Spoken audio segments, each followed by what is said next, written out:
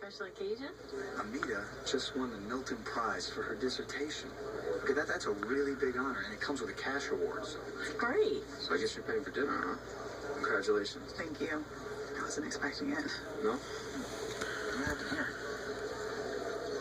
Well, that's a $64,000 question. You think that ice has anything to do with it? Yeah, something. I mean, what? Well, if I can take 2 of these photos, I can probably tell you how long the ice has been there. Yeah, I mean, or at least give us a starting point. Yeah. See this plastic?